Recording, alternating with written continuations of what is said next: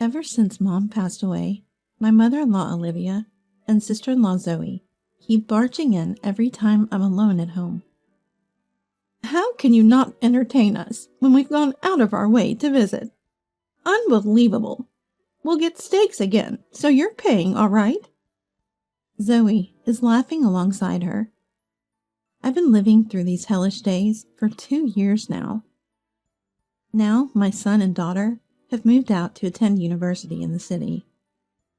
Then one day, with just my husband and me at home, Matthew dropped a bombshell.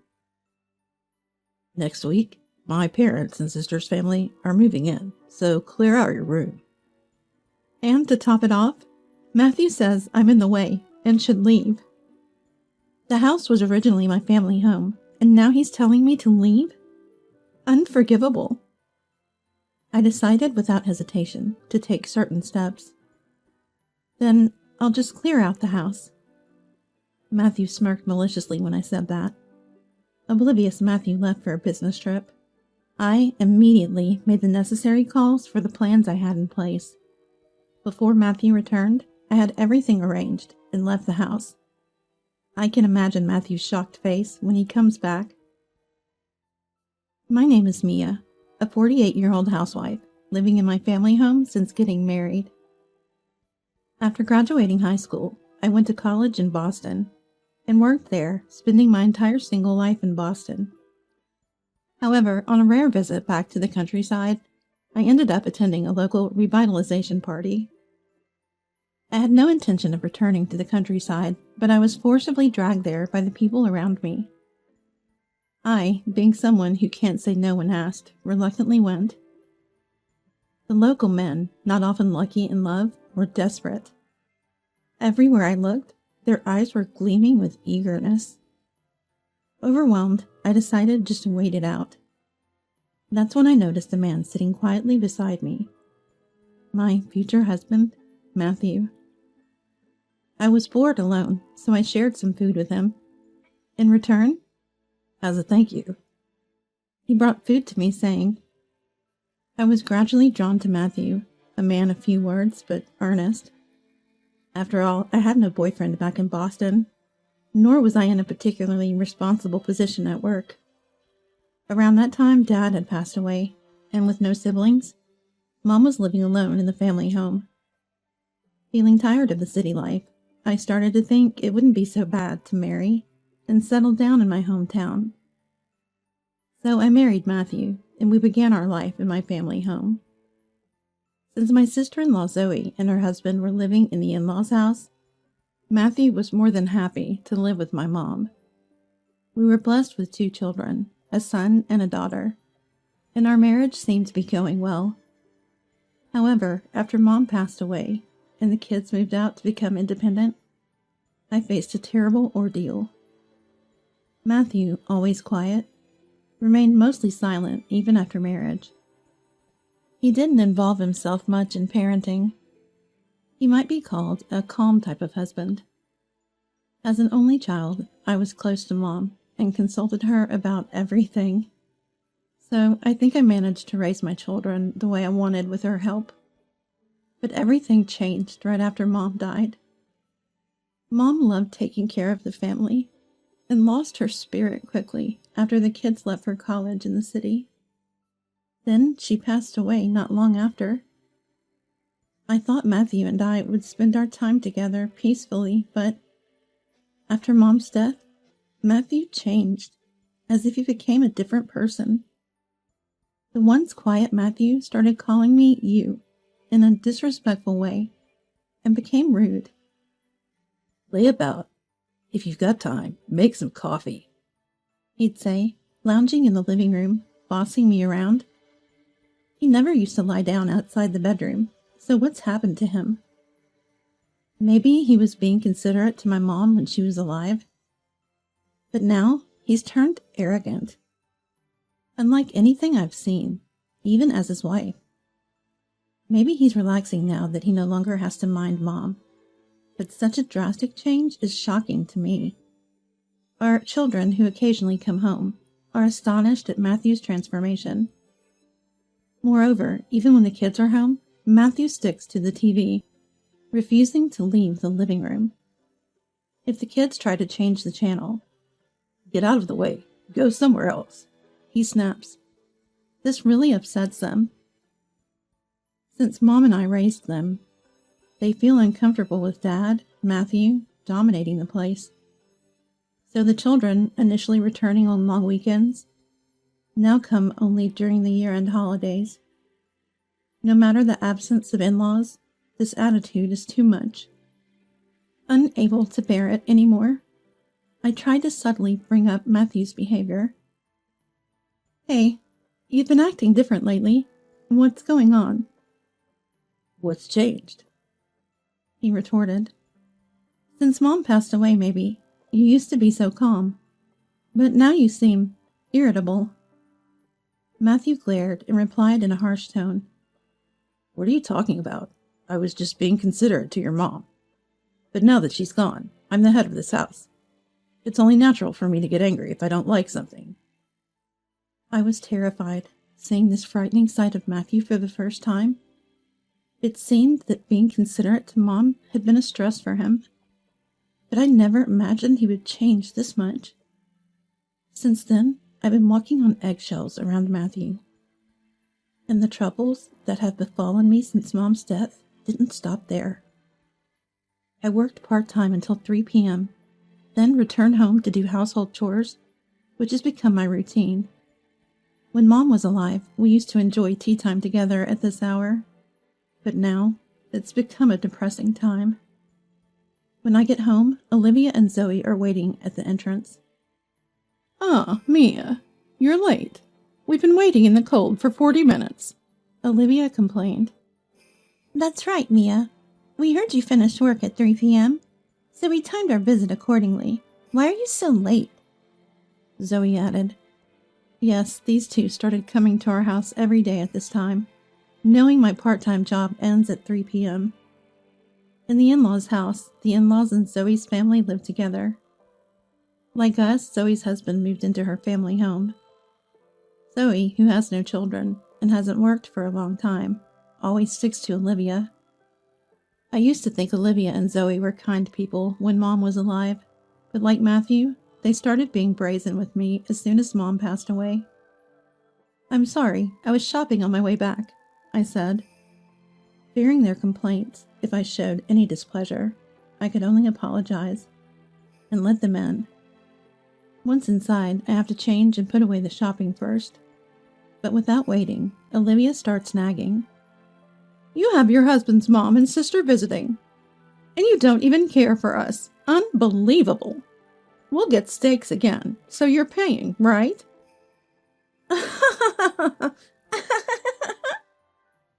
Zoe laughs along with her. Even though it's nearly 4 p.m., they insist on ordering steaks for delivery, and I always end up paying. I've been living through these hellish days for 2 years now. Of course, I had talked to Matthew about it, but he never took my side. "Mom and your sister think they're being considerate, believing you're lonely after losing your mom. Complaining would be bad karma." "But they always eat steaks, and I'm always the one paying. It's causing a monthly deficit." "Just manage your finances better. It's not enough. Find a part-time job that pays more. You always cared for your own parents, but seemed cold to my family." His words left me speechless. I don't want to quit my current part-time job because the people are nice. And it's not like I've neglected the in-laws' house. I've always shown up for family gatherings and took things over for Thanksgiving. Olivia and Zoe used to be so kind whenever I visited. Why did they change so suddenly after Mom died? I was lost on what to do next, and my stress kept building. During these days of suffering, something shocking happened. One night, Matthew came home from work and announced something unbelievable. "Next week, my parents' and sister's family are moving in, so clear out your room." What? Why so sudden? I was panicked by the abrupt news. "It's exactly as I said. Everyone's moving in this Saturday, so hurry up." Saturday was only 3 days away. Matthew had decided this significant matter without consulting me, just discussing it with his family. Wait, you can't just decide that. This house originally belongs to my family. Shut up. Regardless of its origins, I'm the head of this house now. I decide everything. No complaints. His harsh words stunned me, and I dropped the plate I was washing. It shattered on the floor. Clumsy idiot. That's why I've grown tired of being with you. What do you mean by that? His words piqued my interest, and he replied with a sneer. I'll be clear. Mom and my sister like this house and want to live here, but they hate you. I also don't like being with you, so you're in the way and should leave. That's ridiculous. Yeah, and like I said, clear out your stuff. I'll be on a business trip for the next 3 days, so finish it before I return. Furious at Matthew's cruel treatment, I made up my mind to take certain steps. Then I'll clear out the house. Matthew smirked maliciously at my response. Oh, I thought you'd throw a bigger fit. Surprisingly obedient. He seemed pleased, thinking everything was going his way, unaware that he'd regret his actions in just 3 days. The next day, oblivious Matthew left for his business trip. I immediately called to initiate the planned procedures. Before Matthew's return, I finished all the arrangements and left the house. I could picture Matthew's shocked face when he comes back. I headed to my daughter Madison's apartment in Boston, where she lives alone. I had contacted her 3 nights before. I've been waiting for you, Mom. Did you finish the procedures? Yes, everything's perfect. Sorry for suddenly imposing on you like this. It's okay, but Dad's awful, isn't he? Kicking you out so suddenly? Yes, but I made sure to teach Dad a lesson before coming here. He's in for a surprise. I said, laughing with Madison. There was a reason I came to Madison's place. Late that night, as expected, Matthew called. What's this about? There's nothing left in the house. Where are the furniture and appliances? Oh, you told me to clear out all your stuff, you said. I meant for you to clear out the stuff in your room. I never said to clear out everything in the house. Indeed. Clear out your room, Matthew initially said, but after telling me to leave, clear out all your stuff, he said. You wanted me out, right? So I disposed of all my furniture and appliances that I inherited from Mom. Now your family can move in without any worries. The procedures I undertook in these 3 days began with having the recycling company pick up the furniture and appliances I've been using. I had movers take out everything that belonged to the children, and what I still needed to Madison's apartment. I felt bad for inconveniencing Madison, but she was eager to get back at Matthew and helped me. After a long silence, Matthew spoke in a troubled voice. Actually, the part about my parents' and sister's family moving in was a lie. Both Mom and my sister are likely to get divorced. Oh, I see. So they're planning to take refuge with you.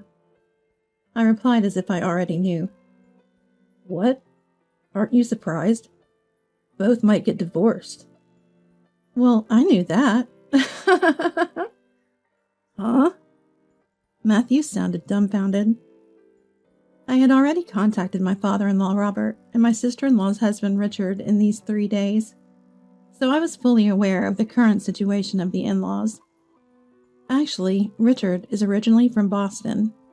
He got interested in a community revitalization event in our area and decided to participate.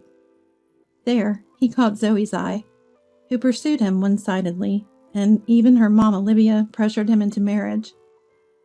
Then, at Olivia and Zoe's request, he moved into their family home. After marriage, Zoe, spoiled by her overly indulgent mother Olivia, had a free rein, causing a lot of trouble for Richard. Moreover, since Zoe started barging in every evening, she stopped cooking meals. Well, considering how much steak they ate in the evenings, it was expected.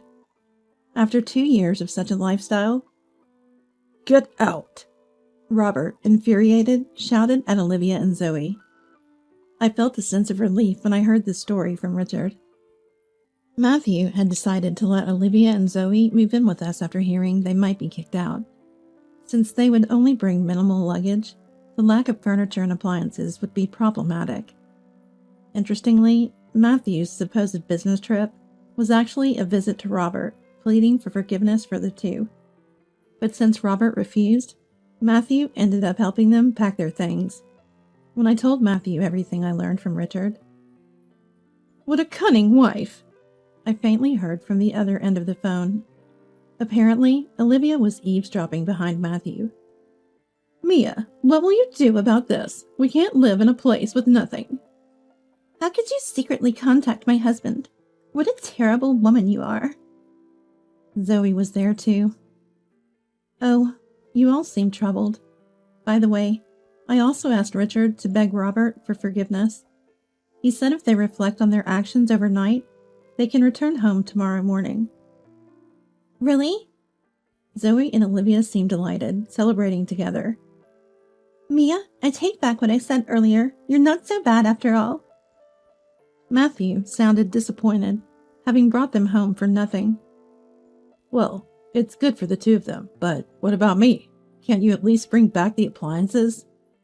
"Oh, by the way, while clearing out everything, I also arranged to sell the house, so please leave soon." "Hey!" Matthew's voice rose in disbelief. "I'm your husband. How can you treat me like this?" "Oh, weren't you trying to kick me, your wife, out? That's pretty terrible, too." Matthew fell silent, unable to respond. I added, "Oh, right. Your things are still in the house. Check the small desk you use as a study. The divorce papers are in the drawer. I filled out my part. Just sign yours." I heard Matthew's footsteps heading to the back room. Opening the drawer, he muttered, "These are divorce papers." "Yes, just fill out your part and send them in, please." "Don't be ridiculous. Why should I have to divorce?" "You wanted me to leave, right? That's the same as divorcing." Matthew must not have expected his actions to backfire this way. I thought he was silent, but then I heard crying. In a voice mixed with tears, he pleaded, "Please, I was wrong. I'll treasure you from now on. Could you reconsider? I'm begging you, believe me." Matthew pleaded, but I couldn't forgive his misdeeds of prioritizing his relatives over me and trying to kick me out. It would have been fine to accept Olivia and Zoe being kicked out of their home, but he should have consulted me. How can I trust a husband who neglected me and planned to take in his mother and sister? So his apologies now won't change my decision. The next morning, Zoe called. "Mia, you liar. When we got home, Dad and Richard were gone and the house was sold." Zoe sounded furious, but I remained calm and unbothered. "I didn't lie. I did say you could return, but I never said Dad or Richard would be waiting for you." "Damn it, we were tricked." I heard Zoe and Olivia complaining in the background. Then Olivia noticed an anonymous envelope in the mailbox, opened it, and cried out loud. It contained a letter from Robert to Olivia and Zoe, along with divorce papers signed only by Robert and Richard. I already knew the contents from Robert. Robert had grown tired of Olivia's stubborn and selfish behavior and had been considering moving into a senior facility. This incident solidified his decision to sell the house and move. Richard also seemed to be returning to his family home in Boston to divorce the pampered Zoe. "Mia, do something. We'll have nowhere to live." "It's not my problem. Why not apologize to Richard and ask for forgiveness?" I suggested, but Zoe's pride wouldn't allow her to apologize. She started sobbing quietly. Olivia trying to console her. "Poor thing," she said. Then she grabbed the phone and yelled, "This wicked wife, inhuman!" Though startled by her scream, I remained calm and delivered my final words. "Okay, take care. Goodbye." I heard a voice from the other end. "Wait a minute!" But I hung up without concern. I was done being dragged into their pace. Their selfish behavior caused their misfortune, yet they blamed me until the end. Soon, Matthew and I will be divorced, making them strangers to me. Since then, I won't have to deal with them ever again. Matthew hesitated to file the divorce papers, so I hired a lawyer and started legal proceedings. Finally, the court proceedings ended, and I was officially divorced from Matthew. Matthew demanded half of the proceeds from the house sale, claiming it as marital property, but it was ruled not to be, and his claim was denied. How can this be? I have nowhere to live now. How am I supposed to survive? Matthew was outraged at the court's decision and started yelling at me, but the judge stopped him. He looked utterly defeated, but I felt no sympathy for him. If only he had shown some regret for letting Olivia and Zoe intrude daily. Our marriage ended in the worst possible way. Matthew, now also divorced from Olivia and Zoe, was looking for a new place to live. In our rural area, there were no affordable business hotels or internet cafes. A local friend told me they were seen setting up cardboard boxes for shelter in a park. Initially, Matthew reached out. Help me. But those messages ceased. Maybe because his mobile phone service was stopped. Eventually, I heard rumors that they finally moved into a nearby abandoned apartment on the outskirts of town. Supporting Olivia and Zoe, who had never worked, must be tough for him. Zoe, still of working age, remains unemployed, likely due to her pride. I heard that Olivia and Zoe often argue loudly, becoming a nuisance to their neighbors. Olivia, once thought to be family-oriented, now only cared for herself, seeing Zoe more as a burden in their current situation. Matthew, unhappy living with them, apparently spends a lot of time at slot parlors, likely squandering his earnings. Local friends keep me updated on their situation through messages and calls. Though their stories are no longer my concern, I can't help but feel a bit of schadenfreude. And now I live in Boston. Just before my divorce, I had consulted Richard, who had returned to Boston after divorcing Zoe, about my future plans. Richard's brother owns a food company, and he offered me a job there. I stayed with Madison for a while, but eventually found my own small apartment with Richard's help. I'm incredibly grateful to Richard for his endless support. We share similar experiences, having both suffered in our marriages after meeting our spouses at the same community event, which hasn't been held for decades. Despite being away, I still care about my hometown. I worried it might become depopulated, but it seems the younger generation now uses dating apps, leading to more marriages. It's said that in my hometown, particularly because there are few opportunities to meet people nearby, many couples meet and get married through dating apps. Also, many remote workers are moving to rural areas for cheaper housing, bringing more young people to my hometown. Hearing about the revitalization of my hometown brings me joy. I'm considering moving back eventually to spend my later years in the countryside. Recently, I've started a relationship with Richard, contemplating remarriage.